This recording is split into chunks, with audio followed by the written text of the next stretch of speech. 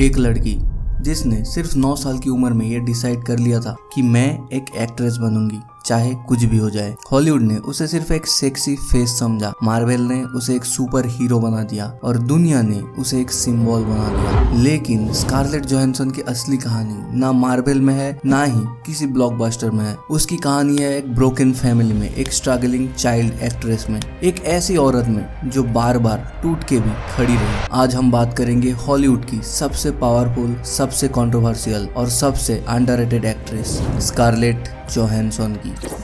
New York city 22 नवंबर 1984। Scarlett Ingrid Johansson पैदा हुई एक मिडिल क्लास फैमिली में। उसके बाप कार्स्टेन जोहानसन एक डेनिश आर्किटेक्चर थे और माँ मिलेनी एक प्रोड्यूसर। घर में एंटरटेनमेंट की कोई भी कमी नहीं थी, लेकिन पैसे नहीं थे।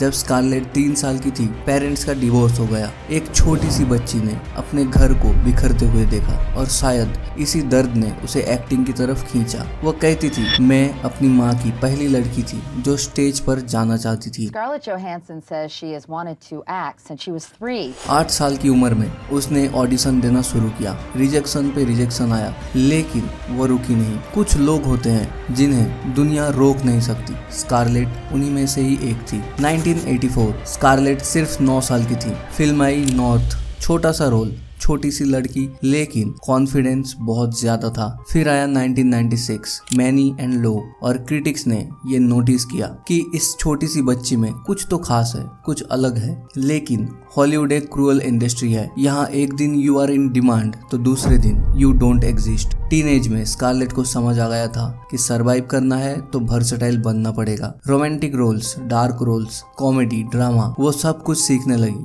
कोई कंफर्ट जोन नहीं था उसके लिए। 2003 एक फिल्म आई Lost in Translation, director Bill Murray के साथ। टोक्यो की lonely, quiet, heartbreaking story. Scarlett ने प्ले किया कैरोलेट, एक यंग वाइफ जो खुद को ढूंढ रही थी, और उस परफॉर्मेंस ने हॉलीवुड को हिला कर रख दिया। Golden Globe nomination, BAFTA nomination. Overnight Scarlett Johansson एक बड़ा नाम बन गई। उसी साल दूसरी फिल्म आई गर्ल विथ पर्ल इयररिंग्स, और क्रिटिक्स ने कहा ये लड़की सिर्फ एक हिट नहीं बल्कि ये एक एरा है। वो सिर्फ 18 साल की थी और पहले ही 2 मास्टरपीस दे चुकी थी। लेकिन हॉलीवुड की एक बुरी आदत है, जब कोई ब्यूटीफुल होती है तो लोग उसकी टैलेंट को इग्नोर करने लगते हैं। स्कारलेट के साथ भी यही हुआ।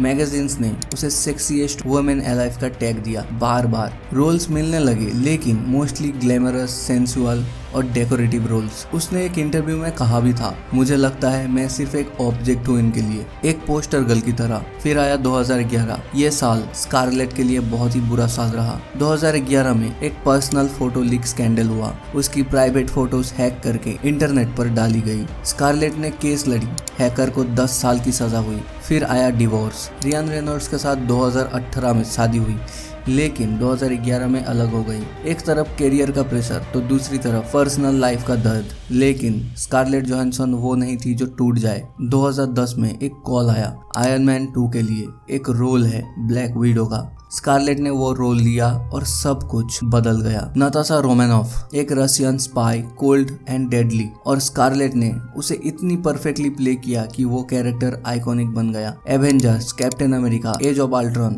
Civil War, Infinity War, Endgame, एक के बाद एक ब्लॉकबस्टर पे ब्लॉकबस्टर। और 2021 में आई ब्लैक विडो, उसकी अपनी सोलो फिल्म, पहली फीमेल लीड मार्वल फिल्म। लेकिन ये सिर्फ सुपर हीरो रोल्स नहीं थे, पैरेलल में वो सीरियस सिनेमा भी कर रही थी। हर 2013 में सिर्फ आवाज दी थी उसमें, और ऑस्कर बज़ भी मिला था। मैरिज स्टोरी 2019 में इतना दर्द भरा कि लोग रोने लगे। जोजो रैबिट 2019 में कॉमेडी और ट्रेजेडी का परफेक्ट मिक्स था इसमें। उस साल एक ही साल में 2 ऑस्कर नॉमिनेशन। हिस्ट्री में पहली एक्ट्रेस जो एक ही साइकिल में 2 नॉमिनेशन लाई। वो अब सिर्फ ब्लैक विडो नहीं थी, वो हॉलीवुड की सबसे परफेक्ट एंड सबसे रेस्पेक्टेड एक्ट्रेस बन चुकी थी। लेकिन बड़े लोग बड़े विवाद भी लाते हैं। 2011 में ब्लैक विडो रिलीज हुई डिज्नी प्लस पर। थिएटर और स्ट्रीमिंग साथ साथ चल रही थी। स्कारलेट ने डिज्नी के अगेंस्ट लॉ सूट डाली। कहती थी मेरे कॉन्ट्रैक्ट का वायलेशन हुआ है, मुझे जो पैसे मिलने थे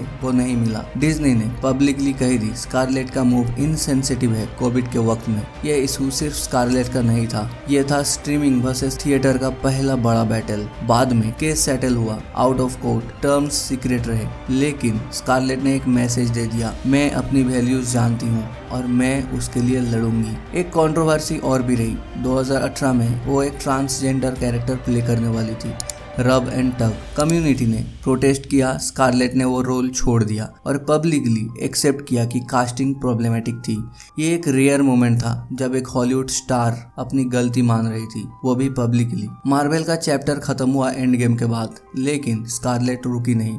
2021 में उसने स्कारलेट जोहानसन प्रोडक्शन स्टार्ट किया। अब वो सिर्फ एक्ट्रेस नहीं थी, प्रोड्यूसर भी थी। टावर ऑफ टेरर डिज्नी के लिए प्रोड्यूस कर रही है। नई फिल्म्स डेवलप हो रही हैं उसके बैनर तले। 2023 में ChatGPT कंट्रोवर्सी में भी फंस गई। ओपन एआई ने अपनी एआई वॉइस स्कारलेट की आवाज जैसी बनाई। स्कारलेट ने लीगल नोटिस भेजा। ओपन एआई वो वॉइस हटाने में मजबूर हो गए। एक बार फिर उसने अपनी आइडेंटिटी के लिए लड़ाई की। पर्सनल लाइफ में रियान रेनॉल्ड्स के बाद उसने रोमैन डोरियाक से शादी की, एक बेटी हुई, फिर वो भी अलग हो गए। 2020 में उसने SNL राइटर कॉलिन जोस्ट के साथ शादी की, एक बेटा भी हुआ। आज स्कारलेट एक माँ है, एक प्रोड्यूसर है, एक बिजनेस मोगल है और हाँ, एक वर्ल्ड क्लास एक्ट्रेस भी है। स्कारलेट जोहानसन की लेगेसी सिर्फ फिल्म्स में नहीं है। उन्होंने प्रूव किया कि ब्यूटीफुल होना, टैलेंटेड होना दोनों एक साथ चल सकते हैं। उन्होंने प्रूव किया कि एक सुपर हीरो सिर्फ मर्दांगी में नहीं होती। उन्होंने प्रूव किया कि एक वुमेन अपनी वैल्यूज के लिए किसी से भी लड़ सकती है। फोर्ब्स की हाईएस्ट पेड एक्ट्रेस के लिस्ट में मल्टीपल बार्स, मार्वल के सबसे आइकॉनिक कैरेक्टर्स में एक बार और 2 ऑस्कर नॉमिनेशन एक ही साल में। लेकिन शायद उसकी सबसे बड़ी लेगेसी ये है कि एक छोटी सी लड़की न्यूयॉर्क की एक ब्रोकन फैमिली से थी, जिसने डिसाइड किया था कि सब कुछ होने के बावजूद मैं अपनी कहानी खुद लिखूंगी, और लिखा भी, हर एक चैप्टर अपने ही हाथ से। तो दोस्तों, ये थी स्कारलेट जोहानसन की असली कहानी। ना सिर्फ ब्लैक विडो, ना सिर्फ ग्लैमर और रेड कारपेट्स, बल्कि एक औरत की कहानी जो बार बार टूट के भी बार बार खड़ी हुई। अगर आपको ये वीडियो पसंद आई तो लाइक करो, बस 1 सेकंड का ये काम होता है। और अगर आप चाहते हो कि ऐसी रियल और रॉ स्टोरीज दोबारा लाऊं तो सब्सक्राइब करो और बेल आइकन भी दबा दो और कमेंट में बताओ कि स्कारलेट की कौन सी मूवी आपको सबसे ज्यादा पसंद आई। मैं वेट करूंगा आपके कमेंट्स का। तब तक के लिए अपना ख्याल रखना और हाँ, अपनी वैल्यूज को जानना जैसे स्कारलेट ने जानी थी। मिलते हैं नेक्स्ट वीडियो में, तब तक के लिए खुदा हाफिज।